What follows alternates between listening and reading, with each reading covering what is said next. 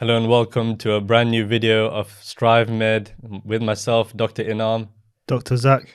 And first of all, special thank you for coming down today, obviously, man. I know you're unwell.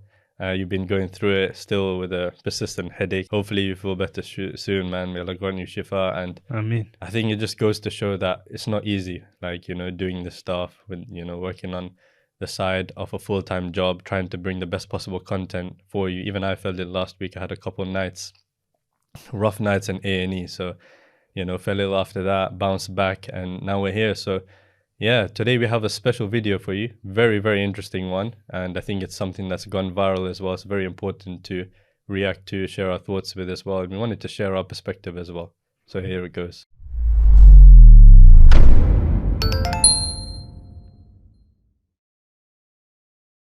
Okay, and the third question was actually going to be related to this, because I asked Sheikh, Sheikh Ashiq, right? This question about Apple or Android. Yeah. And he gave me a very interesting answer, which was both, because he actually pulled out both. He has both, right? And I thought, I'm not going to top that answer. It's very interesting. But then after speaking to you today, right. I think you have an even more interesting answer, which no one's going to expect, which is, as you just referred to, your Nokia. It's the Nokia 2720 to be precise. Wow. Okay. Alhamdulillah, since Ramadan, I actually switched in I'tikaf to this phone. Okay. And because the biggest thing you're scared of is like, what will you miss? FOMO. FOMO, right? Yeah. But Alhamdulillah, I've not missed anything. I've got WhatsApp on my laptop, like when I was messaging. There are some like discomforts of life that I have to get used to, like writing down where I'm going, postcodes, and how to get there. But the mental clarity it gives me, I could not purchase that with money. I don't have enough money to purchase that clarity of mind, that noise that's there with WhatsApp, Slack, 6 Gmail accounts, Instagram, Facebook, YouTube, TikTok. Yeah. I'm just able to live. And the things I used to do, like, before I had a smartphone, you're walking, you've got nothing to distract yourself with. So you start to remember Allah. Or maybe you just start reciting the Quran. All of that went away because you're in a waiting room, 3 minutes, you check your phone because you're always missing something. But Alhamdulillah, the clarity of mind, Nokia 2720, I get no commission. Yeah, so bro, I thought that was absolutely profound. And first of all, both of us have worked in GP, right? We've worked a long time, done our clinics in there as well, right? Yeah. We've seen a lot of patients with various types of addiction. Yeah. Loads of people in the population has this addiction, but it probably goes undercover, and that's the smartphone addiction. And I think that's one of the most prevalent addictions of our era. What do you think? Yeah, I agree, man. Like, and it's actually, if it's not utilized, obviously these things are very valuable and they can be very useful. But if it's not utilized in the right way, as with everything, then it becomes harmful to you. There's actually a video. Do you remember that video of Sheikh Abdul Rashid, Hafidullah, when he was like, I can't remember the whole story. Yeah, I remember. Yeah, when he was like, "Oh, it's because of this that the person can't in the 21st century nowadays. You can't memorize the Quran or do anything."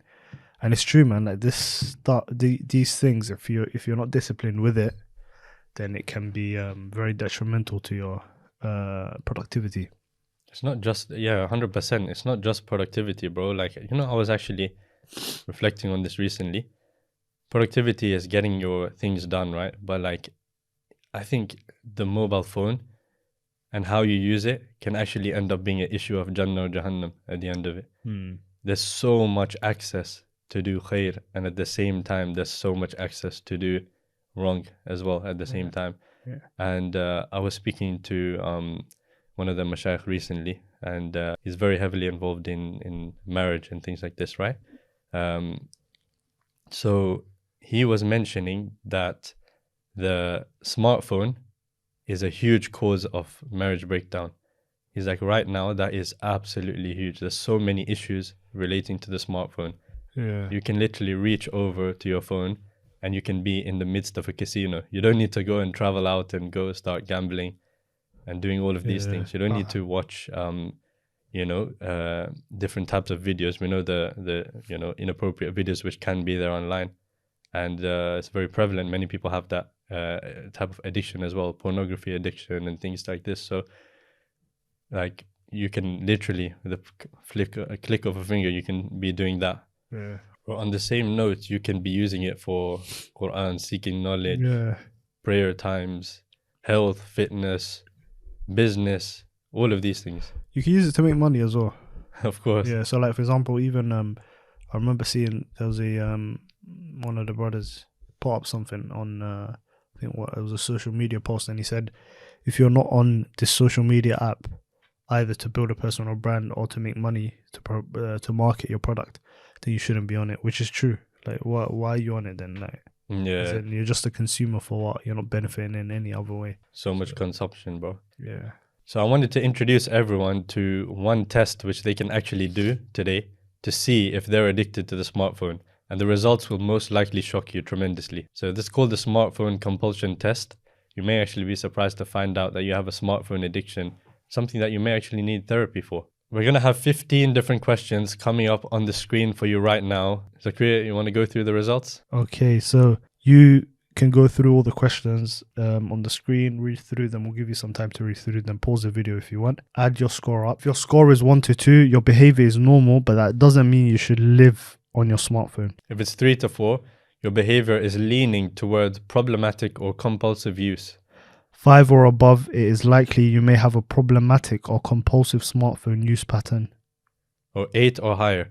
If your score is higher than 8, you might consider seeing a psychologist, psychiatrist, or psychotherapist who specializes in behavioral addictions for a consultation. That's deep. And that that's means it's a legit addiction. Like, you got an addiction. You got actual I addiction. said see a psychologist. SubhanAllah. Anyway, it's actually genuinely. It's a very good. It's a very good test actually. Because the thing is, yeah, nowadays everyone will hit like these. I'll be honest, I might be even hitting 8 or higher. It's peak when you read through the 15 thingies. Yeah, so many people genuinely fall into that. Interested. Have you come across any strategies on how to optimize your phone usage? I think there is something. I watched a podcast once, and one of the guy on the podcast mentioned that every time he comes into the house, his house, yeah, he puts his smartphone. They've got like a what's that thing called? The thing on the side when you come into the house, some people have like a little table. Yeah. There's a name for it. Anyway, he puts his smartphone there. He leaves it there. He leaves his mobile there, and he just goes, engages. He interacts with his family, chills with them, and stuff like that. Yeah. Which is very good technique. I think intermittent fasting is so important as well. What has that got to do with intermittent fasting from your phone? It's not food type fasting. But you need to have a start time and an end time. In my opinion, is very important because before you sleep, you should sign off from the phone. And when you wake up in the morning, it's very important to not look at the phone first thing. And people don't realize, but this will actually negatively impact your spiritual routine as well, right? And because I know a lot of people have covered this from the productivity perspective. Okay, don't use the phone early on. It's bad for your neurochemistry, right? We understand that, right? Exposing yourself to this much dopamine and this much rewards which comes in the phone, it's not good for your reward system because you don't feel like doing as many tasks later on in the day because you feel like you've already accessed your rewards, right? Your dopamine is spiked already, so you don't feel like going out there hunting and actually performing your goals, right? But I think if you look at it from a spiritual perspective, you need to understand that, you know, as was mentioned in the video as well by Ustad Hisham, may Allah preserve him. And if anyone's not signed up for Roots Academy as well, go and sign up for that. It's excellent work going on. Allah Mubarak. So as mentioned by him as well, it can impact your spirituality, right?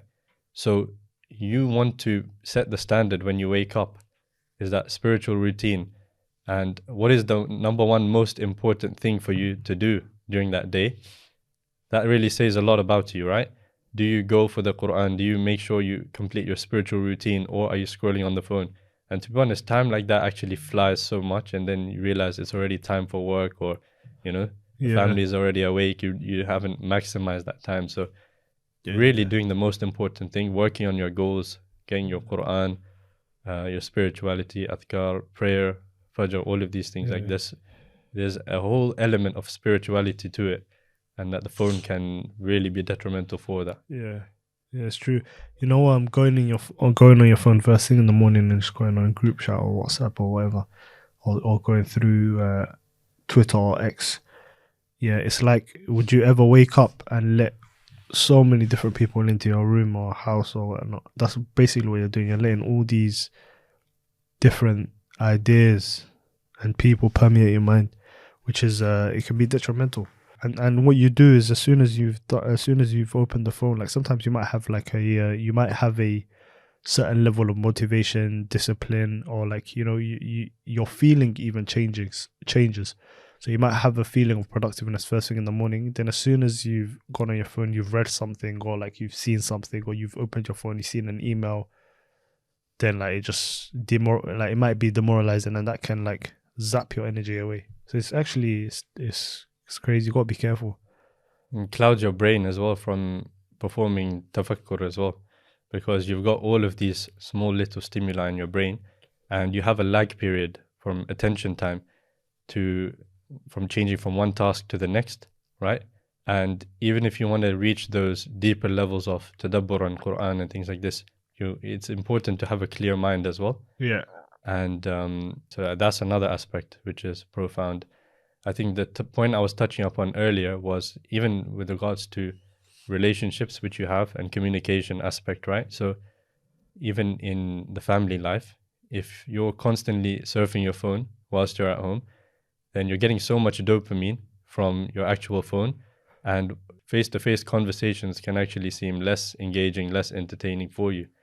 So then that makes you less likely to want to speak to your family members, engage with them in a healthy way, healthy discussions. First of all, I'd encourage anyone who's watching this to sign up for Roots Academy. Ustad Hisham, Allah Mubarak, doing excellent work, and the rest of the team as well. So you can find their link.